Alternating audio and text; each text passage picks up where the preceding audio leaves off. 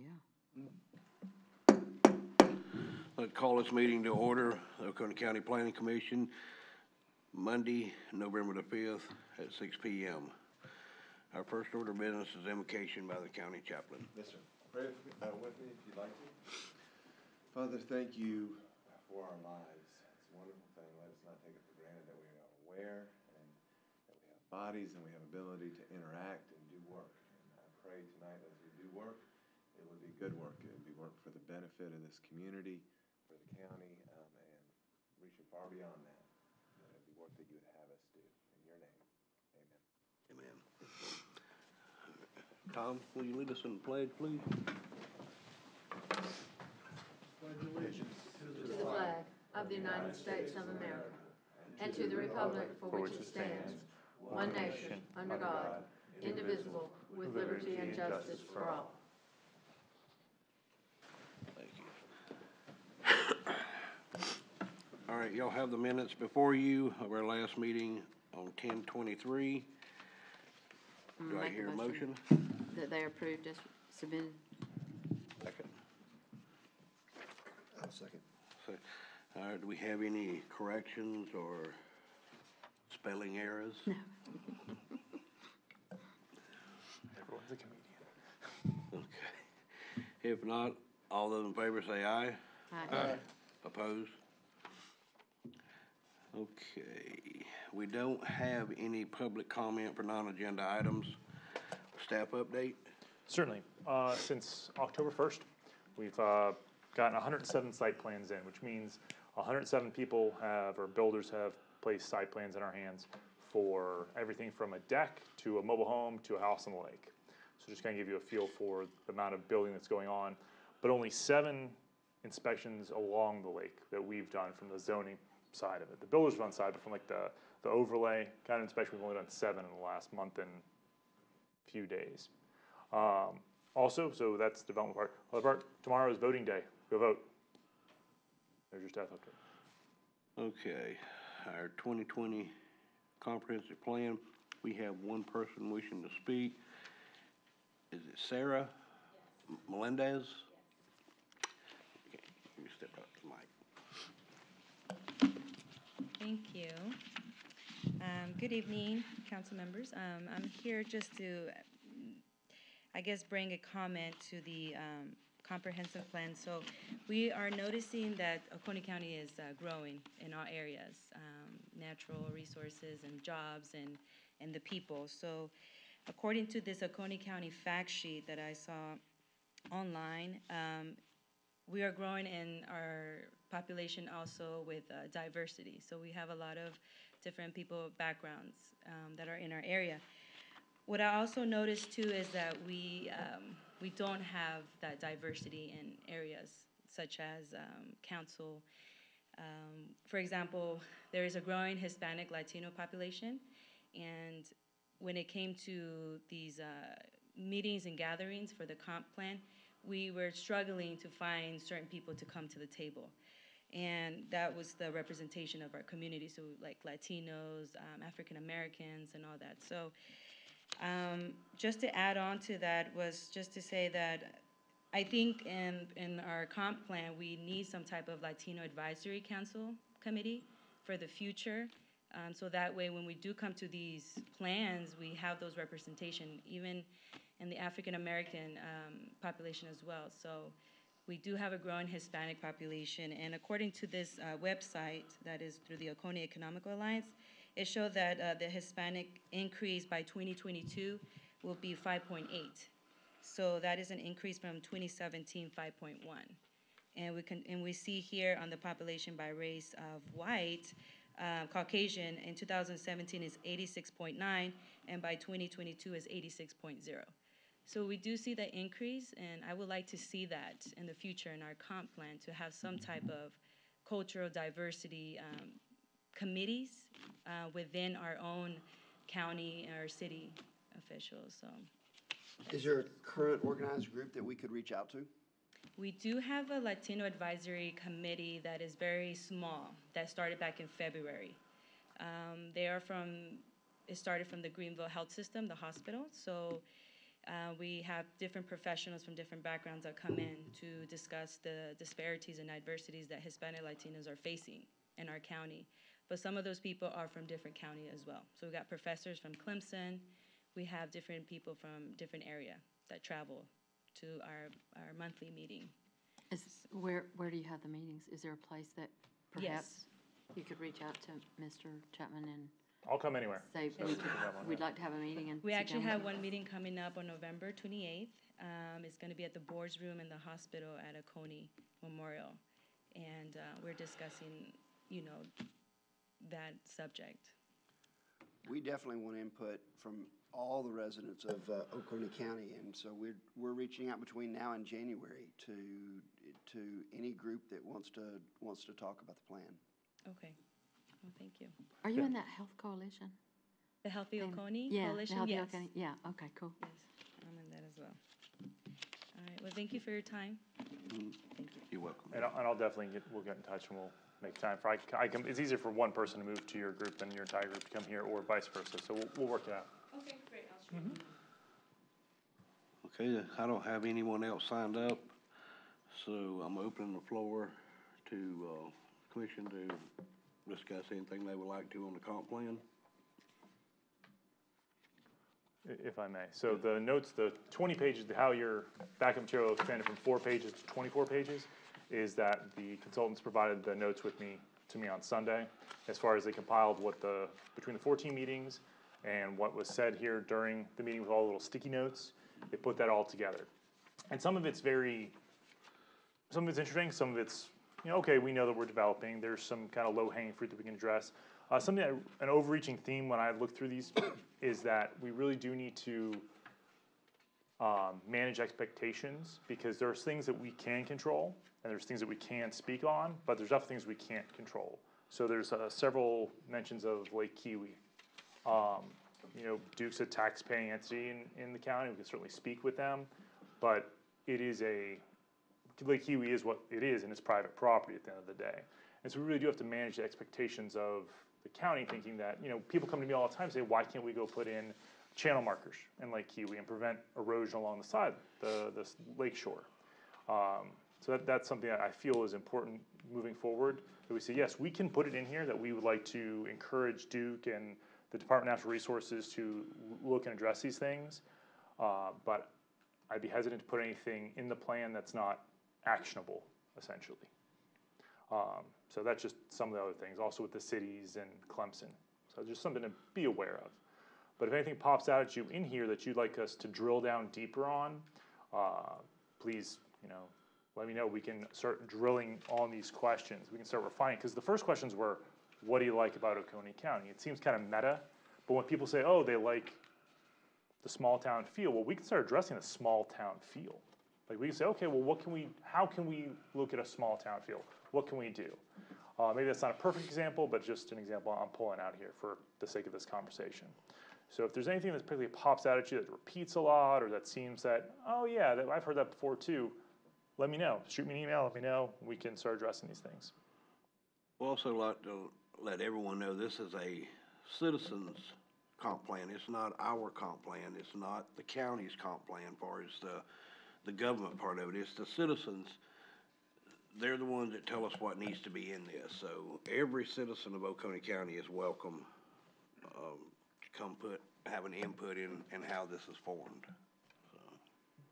And also, as I told Masari here, it's easier for me as one person to go to an established group quite oftentimes. Now, the Oconee Young Professionals are going to come here because they're fairly mobile, but there are other groups that have a set time that they always meet in place. So it's easy enough for me to say, okay, it's Wednesday afternoon, I'm going to go take off down to somewhere and go meet with them. So I'm very flexible in that regard, and I'll go meet with any group in the county that reaches out to you. I'll also speak of that, last time we spoke about some social media and emails. I've reached out to administration, but they're kind of busy doing some hiring stuff. So they're getting back to me on that. It's a work in progress. Also with elections, everyone's fairly busy. This place was very busy today, so we are addressing all those concerns that we spoke about last time. If I could too, since these people are supposedly working for us, and when are they coming back next? Oh, we're gonna have to establish that as well, and that's also on my list to talk about tonight. Maybe a January, February meeting between us and council. They'll have some deliverables as far as rough drafts go of some of the elements that are much more data driven. So what Ms. Arda was talking about was, OEA paid for, I imagine they paid for it in portion, of some kind of a detailed survey of population. We'll use that along with the census data to come up with the population element. Not the goals for it, just the rote details of it. Also the housing and the community facilities. Community facilities being fire departments and these kind of buildings. So we'll have some rough drafts probably in January. And at that point in time, perhaps we want to meet with council, and then we'll have a whole other slew of meetings. Not too dissimilar from what we did in last month.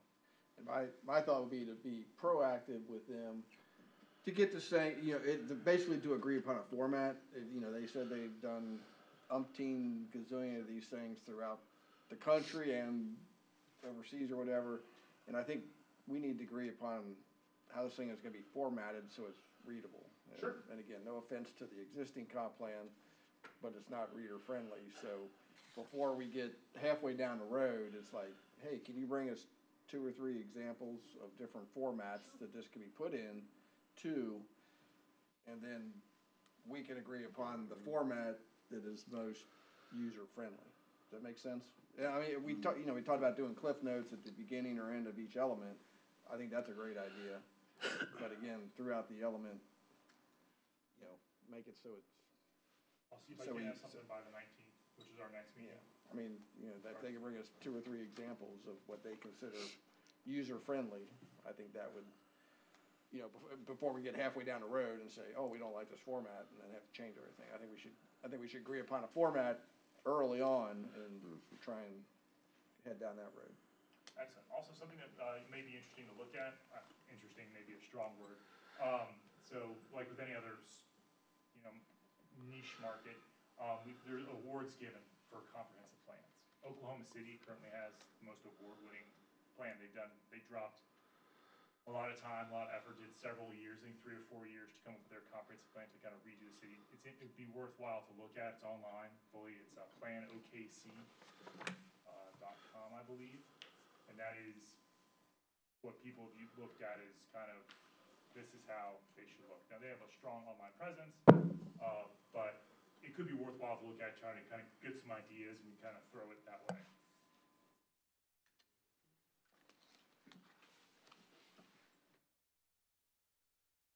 Anyone else have anything else?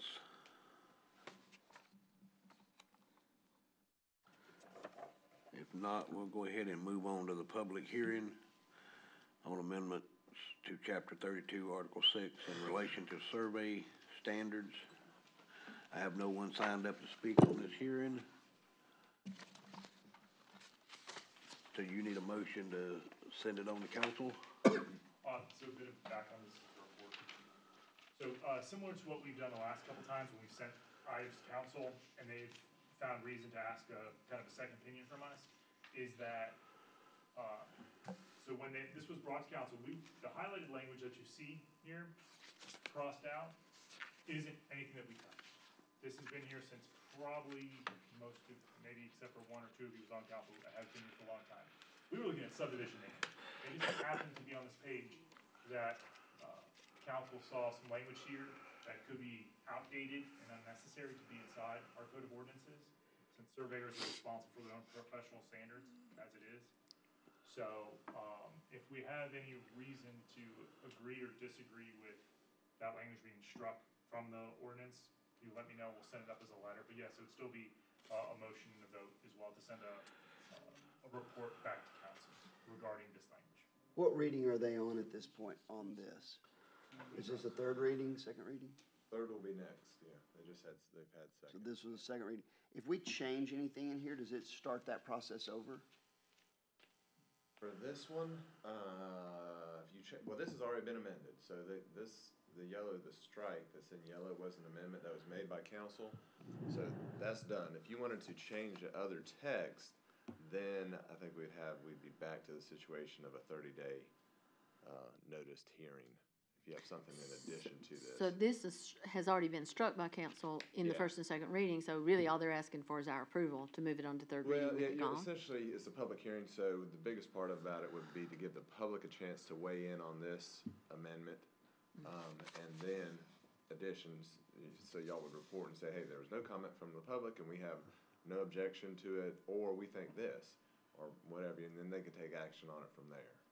So, but if you wanted to make a recommendation on an amendment to a different part of the text, if that's what you're referencing. I was just wondering if we amended this highlighted part, does that start the process over, or does that go ahead and make third reading and then they can? Yeah, so it's already amended, so I guess that answers your question. So if all you're doing is reporting on what they already did, your comments on it, the public's comments on it.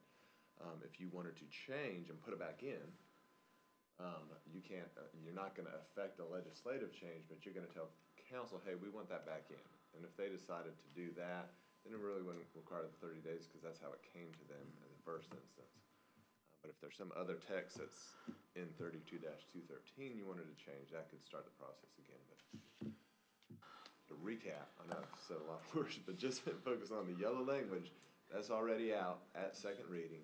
That motion was made and passed. So you're just reporting on your thoughts and the public's thoughts on that deletion and sending that back to council. Then they can have third reading on it, or they can make another amendment, do whatever they'd like. So we need a motion to tell them that there was no public comment on this particular one at our meeting, and we're okay with having it taken out. That could be the motion, yes. And then you could second it and discuss if you wanted to add something to it. Basically, this sentence is an outdated. That's what it was, well, outdated, I don't know. I think it's still applicable. I'm not gonna pretend to be a surveyor.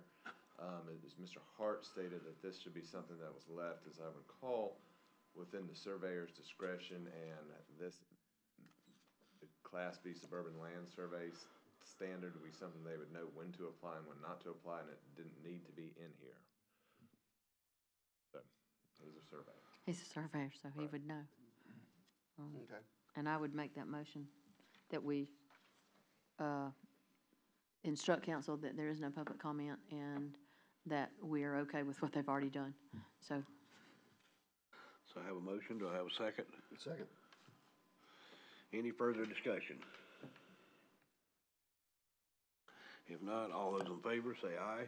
aye. Opposed? All righty. I will close the public hearing for this amendment. And our next item is old business. Do we have any? Do we have any new business? I'd just like to bring up something for thought between now and the next meeting as we move forward with the comprehensive plan. Pretty much everything that I read, one of the key things is everybody wants to protect our natural resources. And I know that, you know, we don't want to tell people what to do with their land, but on the other hand, we recently have run into an event where someone who is doing commercial development is clearing timber all the way to a creek bank, even cutting trees off the bank itself. For me, that is, you know, loggers have to leave a buffer, farmers have to leave a buffer. We ask industry in our zoning ordinances when they're constructing to leave a buffer. I think that we need to think about, right now we have no ordinances that control that kind of thing in commercial land clearing. Forestry has they address certain issues in forestry management, but this is not forestry management. This is clearing, stumping, burning, a very steep hill that goes directly to a creek that feeds directly to Lake Hartwell. I think that we need to, if we are truly going to protect the water resources of Oconee County, we need to look at perhaps at some point looking into some sort of ordinance that would at least require some sort of erosion setback protection for our water. I mean, that's Atlanta wants it, Greenville wants it, and we've got it, so we better take care of it. So I think that Mr. Chapman, could you maybe look into what it would take to do that? Would y'all have a problem if you did that and came back to us with something? That's the same thing. Okay, I will look into, seeing what's there. thank you, sir. I know Charleston County, at one time, they had a no clear cutting policy. I don't know if it was a ordinance or what, but they didn't want people clear cutting the land at all. They had to leave so many trees in certain areas of the land for erosion protection. Cause you know, everything down there is sea level or below anyway. But, And we're the opposite. We're highly erodible land. Not, I'd say 60% of the county is highly erodible. So, it wouldn't hurt for us to have some kind of ordinance that would stop the clear cutting. And protect cause our creeks, streams and all that are just as important as our lakes. Cause where do you think the lakes get a lot of their water? They get it from these things. and DHEC does have regulatory mechanisms, but they are not addressed in Oconee County. So, because we don't have an inspector in Oconee County. So we need, I guess, to regulate ourselves as we grow, perhaps. So is that okay with everyone if Adam looks into that and see what he can find that other areas have? And then bring it back to us? Always look into it. I mean, when somebody applies for a commercial project, once they say that, hit a certain acreage, and then DHEC is automatically kicked in. No, that's the problem. They're not in this county. They're supposed to. I beg to They differ. should be, I but, beg to differ on that one. yeah. Well, I mean, you know, we have a significant amount of control-free land. And this all was done without, I mean, it was like overnight done. DHEC didn't know anything about it. When they called, they were told one thing, which was not accurate, but they had no reason, no jurisdiction, no reason on our books to come and investigate, so, it's sitting there. Yeah, I mean, I'm, you know, I'm all for protecting everything, but I think after our next census, we're gonna be into stormwater management anyway, so. It's quite possible that we'll have to have a stormwater utility at some point. 2 years, we'll probably hit that population threshold, which will kick in some additional stuff, but. I Yeah, mean, and there's is that what it is? Is certain that, acreage, DHEC is automatically involved, so. And 2 acres or more, or? it's supposed to be 1 acre, 1 acre? but this guy cleared 10 acres and told DHEC on the phone that he was clearing 100 by 100 feet. And they said, oh, okay, we don't have an inspector in that area, so we're good to go. Well, it's better for us to protect it beforehand than it is afterwards. I mean, after the Yeah. damage is done, what do you do? So it would, even if DHEC does step in and supposedly does what they're supposed to do, it wouldn't hurt us to have some type of ordinance that sort of backs that up or something. Yeah, and That it would would- let these people know. Would it not be going ahead with something that the stormwater thing is gonna make us do anyway?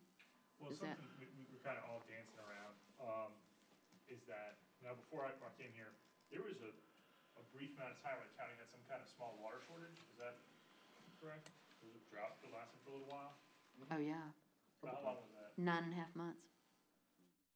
The drought lasted for only 9 months, was it longer than that? I mean, as far as a farmer, as a farmer, we went 9.5 months without a drop of rain. Something to look at as far as bank stabilization and things of that nature, not cutting to banks things. So, you know, we start talking clear cutting, we start looking, that kind of can be construed, maybe looking at towards like a forestry point of view, things of that nature. I don't wanna ring any alarm bells before I start go looking around. So if we're looking at maybe perhaps not shoreline stabilization, but bank stabilization, things of that nature, I'll try to refine the search down to that without kind of giving too many seesaws and getting anyone too alerted. So, but yeah, we'll look into it, yes, ma'am. Thank you. Okay, if there's nothing further, do I hear a motion to adjourn? So move? So move. Second? All in favor, say aye. Thank you, guys.